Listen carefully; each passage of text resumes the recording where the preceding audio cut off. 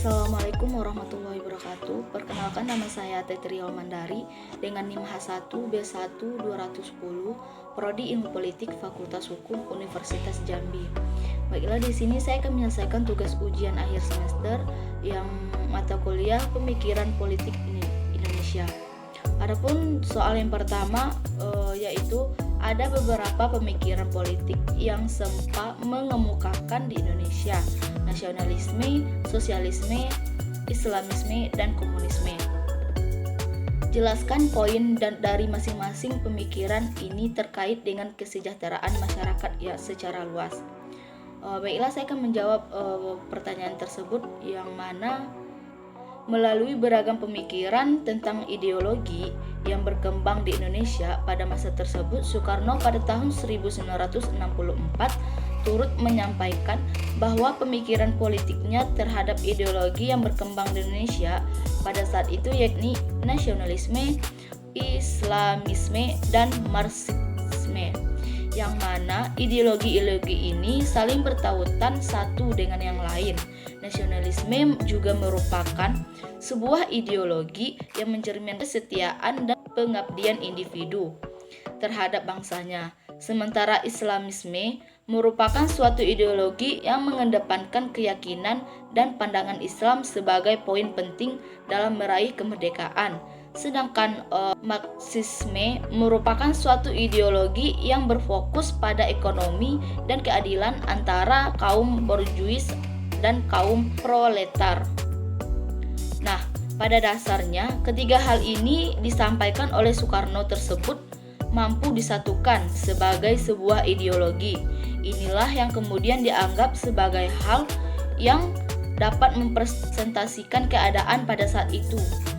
Karena nasionalisme dan islamisme di Indonesia bekerja dengan prinsip yang sama, melawan kapitalisme dan imperialisme berat, sehingga kurang tepat apabila kedua pemikiran ini saling berlawanan. Selanjutnya, yang kedua, kekhawatiran terjadinya pergeseran pemikiran politik Islam ke arah sekulerisme terasa sejak Orde Baru, kemudian bergeser ke arah fundamentalis pada pasca Orde Baru dewasa ini. Ada kecenderungan ke arah radikalisme. Dalam kaitan dengan isu-isu tersebut, jelaskan secara ringkas hubungan pemikiran politik Islam dengan modernisasi. Baiklah, saya akan menjawab pertanyaan yang nomor 2. Pada dasarnya, pemikiran politik Islam itu masuk di kebudayaan yang ada di Indonesia pada saat itu. Karena dengan menggunakan sikap adoptif dan akomodatif tersebut, nilai-nilai Islam dapat diterima oleh tradisi-tradisi setempat. Tak salah jika melihat Islam di Indonesia terdapat nilai-nilai Hindu-Buddha di dalamnya dan tradisi masyarakat setempat. Seiring berkembangnya zaman Islam memulai banyak di Indonesia, yang kemudian muncul pemikiran-pemikiran tentang Islam fundamentalis dan radikalisme. Untuk mengcover hal tersebut, muncullah pembaruan modernisasi pemikiran Islam dengan membersihkan ajaran-ajaran Islam dari unsur-unsur menyimpang seperti syirik, biadah, dan khurafat. Mengembalikan Islam pada keasliannya sesuai dengan tuntunan Al-Quran, hadis, memberantas kebodohan, keterbelakangan, dan kebekuan alam pemikiran melalui pendidikan serta pengajaran. Selanjutnya, soal yang nomor 3. Jelaskan apa saja pemikiran politik yang bertentangan dengan nasionalisme ala Soekarno dan siapa saja tokoh-tokohnya. Baiklah, saya akan menjawab pertanyaan yang nomor 3.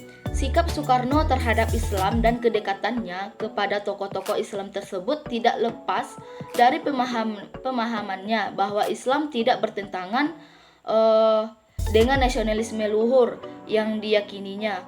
Islam menurutnya hanya bertentangan dengan nasionalisme yang sempit.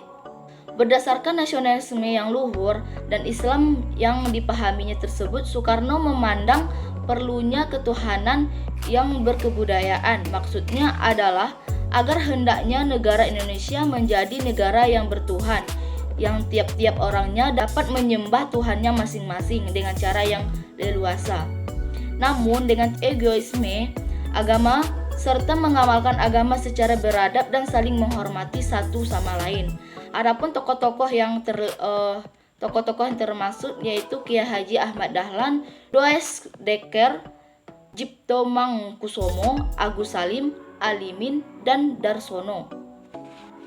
Selanjutnya soal yang nomor 4 yaitu jelaskan perkembangan pemikiran politik di Indonesia sejak awal abad ke-20 hingga sekarang. Saya akan menjawab pertanyaan yang nomor 4. Asal-usul pemikiran dan perkembangan politik di Indonesia pada abad ke-20 adanya ide pemindahan yang melandasi program kolonisasi pada masa kolonial dan transmigrasi pada masa Indonesia merdeka. Rezim pemerintahan pada abad ke-20 juga dilingkupi oleh sebuah rezim pemikiran, yakni bahwa program pemerintahan penduduk dilaksanakan demi pemerataan distribusi penduduk dan pembangunanisme.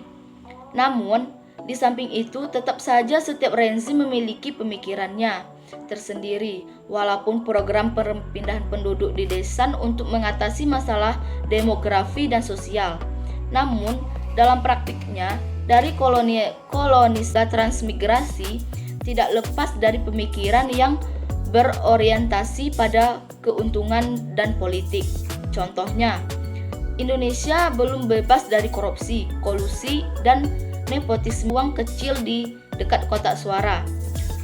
Strategi seperti ini masih tetap dilakukan bahkan digunakan oleh semua pihak politik yang terlibat.